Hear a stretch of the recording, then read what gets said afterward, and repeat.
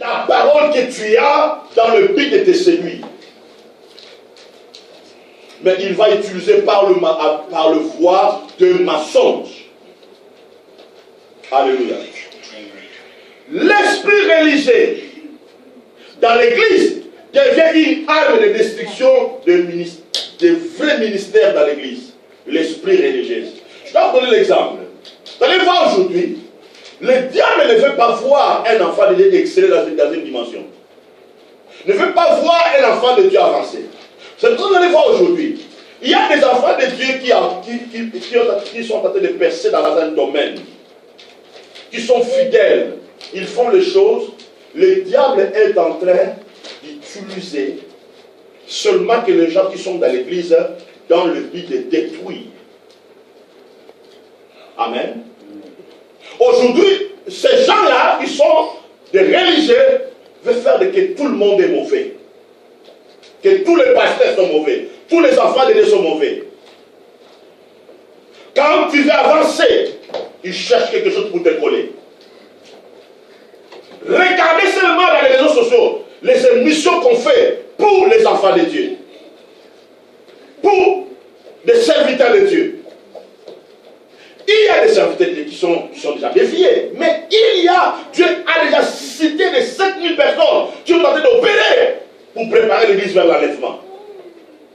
Mais aujourd'hui, cet esprit religieux est en train d'attaquer les enfants de Dieu. Je vais vous expliquer comment cet esprit-là, quel est le but de cet esprit-là.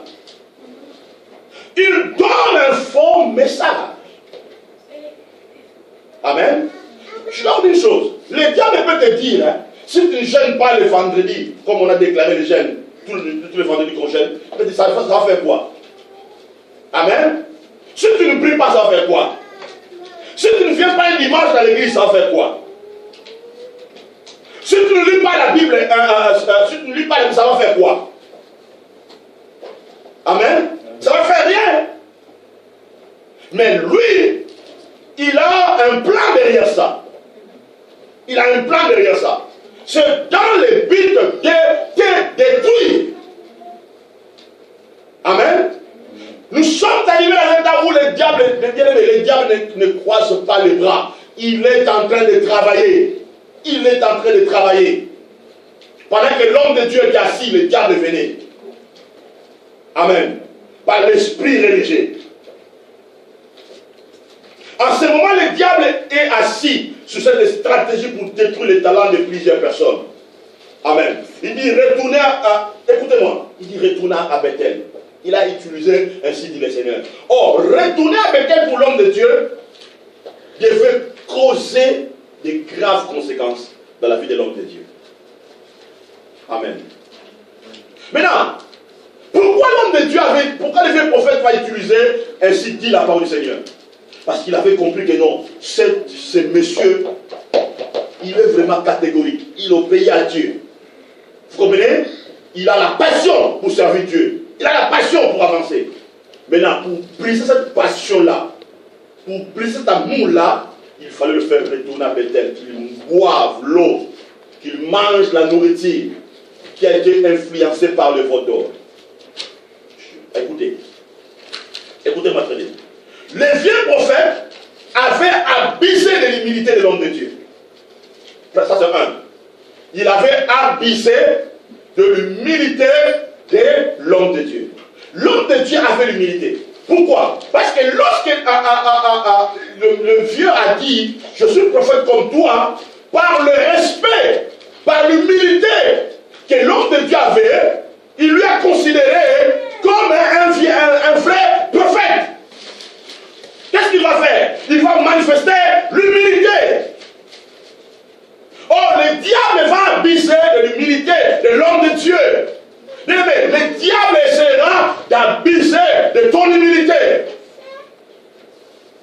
Il peut utiliser quelqu'un de l'église. Il peut utiliser ton père. Il peut utiliser ta mère. Il peut utiliser ton grand frère. Le respect que toi tu as avec ton père, le respect que tu as avec ta mère, le respect que tu as avec un pasteur, un frère, un grand frère. Or, tu ne sais pas que derrière ça, il a utilisé un fausse. Ainsi dit le Seigneur, dans le but de te va abuser de ton humilité. Est-ce que vous comprenez? Il va abuser de ton humilité. Combien de parents aujourd'hui abusent de l'humilité de leurs enfants? Combien de gens aujourd'hui abusent de l'humilité des gens? Combien de nous aujourd'hui qui sont dans le ministère, peut-être tu rencontres quelqu'un qui a peut-être 30 ans, 40 ans de ministère plus que toi, il veut abuser de ton humilité. Combien aujourd'hui? Pourquoi? Parce qu'il veut te détruire, afin que tu ne continues pas à obéir à Dieu. Il voit ton obéissance, il voit de la manière dont tu sers Dieu, il fait déjà un plan pour toi dans le but de te détruire. Il dit des choses qui sont fausses. Il témoigne des choses qui sont fausses. Il te conne des choses qui sont fausses. Dans le but de te détruire. Il abuse de l'humilité. Parce qu'il sait que non, à lui. Bien aimé, c'est pour cela, dans notre humilité, nous devons ajouter la sagesse. Dans notre humilité, nous devons ajouter le discernement. Il a abusé de l'humilité de l'homme. Parce que l'homme de Dieu lui a considéré comme lui. Mais lui va abuser. Deuxième chose, il va abuser du respect de l'homme de Dieu. Le respect de l'homme de Dieu. Il va abuser de ça. Moi, je suis comme toi. Voilà ce que Dieu a dit. L'homme de Dieu va respecter ça. Va nous respecter. En réalité, l'homme de Dieu désobéit à la parole de Dieu. Est-ce que vous comprenez? Il va abuser du respect de l'homme de Dieu. En le manipulant par une force, ainsi dit le Seigneur. Alléluia. Combien de gens disent que Dieu m'a dit ça, Dieu m'a dit ça, pour tel frère, pour telle sœur. Comme aujourd'hui, ça devient grave. Il y a des gens qui reçoivent, qui deviennent les prophètes de la mort. Qui dit que non, tel là il va mourir, tel là il va mourir, à cause de personnes. Si Dieu a élevé quelqu'un, gloire à Dieu. Laissez cette personne-là puisse aller. Pourquoi? Je vais expliquer ça. Amen.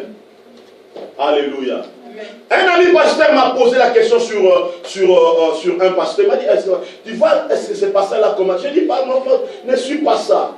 Moi, je ne peux pas critiquer ce pasteur-là. Amen. Je n'ai pas le droit de le critiquer. Amen. Si Dieu opère avec lui, gloire à Dieu. Amen. Si on me pose, un jour on m'a posé la question sur tel musicien chrétien, j'ai dit non, laisse Dieu lui-même faire son travail. Mais il y a des gens qui utilisent une fausse, ainsi dit le Seigneur, dans le but de détruire. Bien aimé, écoutez-moi. Dans l'église, nous ne devons pas détruire les gens qui ont la passion de devenir des avocats dans l'église, des médecins, des joueurs dans l'église, les gens qui veulent travailler, qui veulent devenir des vrais disciples de l'église, travailler dans le ministère. On ne peut pas les décourager. Vous comprenez? On ne peut pas utiliser une fausse esprit du Seigneur dans le but de détruire l'obéissance. Non. Mais malheureusement, c'est ça ce qu'on fait aujourd'hui. Les gens n'ont plus pitié, même les gens qui sont dans l'église. J'avais regretté un jour, il y avait une situation là de Bénin. Je vis comment les gens ont crucifié Bénin. J'ai dit, mais mon Seigneur, je vis, même le problème de notre frère Moïse Mbille, je vis comment les gens ont crucifié le frère.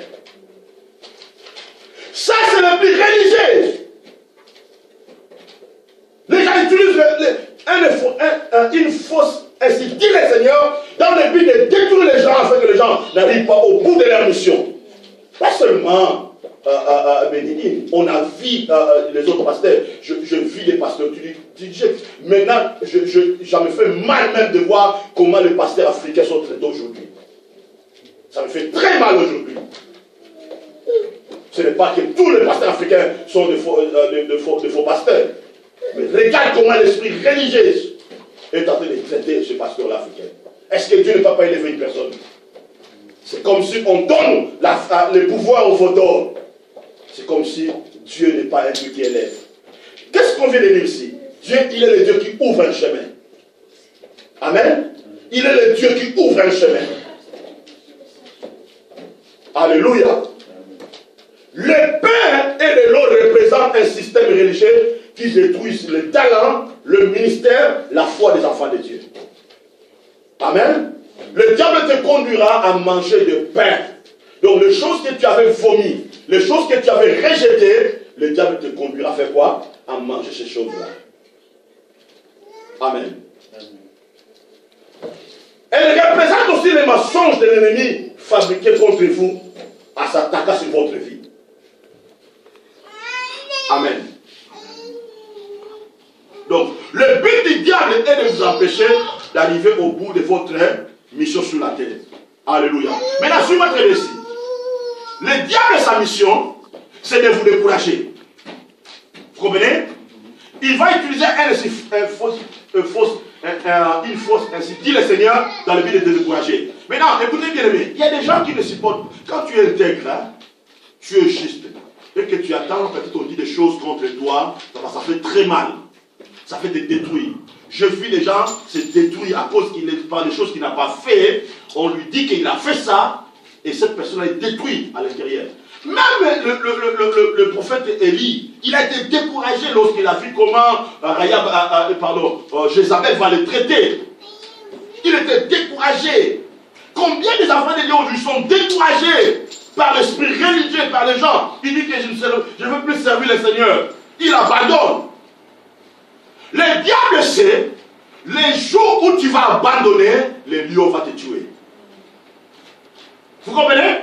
Le diable sait bien les jours où tu vas abandonner, le jour où tu vas retourner à Bethel, le jour où tu vas entrer, tu vas te laisser influencer par l'esprit religieux, le lion va te détruire. Ne te décourage pas. C'est le temps de se lever, de se dire que moi, je vais servir mon Seigneur. Moi, je vais avancer avec Dieu. Moi, je vais servir Dieu. Ne te décourage pas à cause de l'esprit religieux. Ne te décourage pas à cause de l'esprit des prophètes. Ne te décourage pas. Alléluia. Ne te décourage pas. Est-ce que vous me comprenez? Ne te décourage pas. Amen. Maintenant, la Bible déclare, après quoi, il va libérer, après que l'homme de Dieu a mangé, il a dit tu peux continuer, mais l'homme de Dieu est déjà pollué. Vous comprenez? Il a abusé de l'homme de Dieu. Et l'homme de Dieu est parti vers le chemin, la Bible déclare, il rencontra un lion. Amen. Amen. Amen. On va lire ça. 1 Roi chapitre 13, verset 24. 1 Roi 13, 24. Je lis la parole du Seigneur. L'homme de Dieu s'en allant, il fut rencontré dans le chemin par un lion qui le tua. Hein? L'homme de Dieu rencontre un lion qui le tua. Son cadavre étendu dans le chemin, l'âne resta près de lui et le lion c'était à côté du cadavre. Vous comprenez? Les lions ici représentent les diables. Les lions ici représentent le leadership du diable. La Bible déclare, le voleur vient pour voler, égorger et détruire. Vous comprenez? Et l'homme de Dieu, il avait pris la protection divine sur sa vie. Et le diable a profité. Le diable a fait quoi? Il a tué. Il a utilisé quelqu'un de l'église. Il a utilisé quelqu'un qui avait l'esprit religieux pour abuser des qualités que l'homme de Dieu avait. Et lorsque l'homme de Dieu s'est soumis à cette personne, le diable, la porte est ouverte, le diable a fait quoi? Il a entré et il va tuer l'homme de Dieu. Alléluia.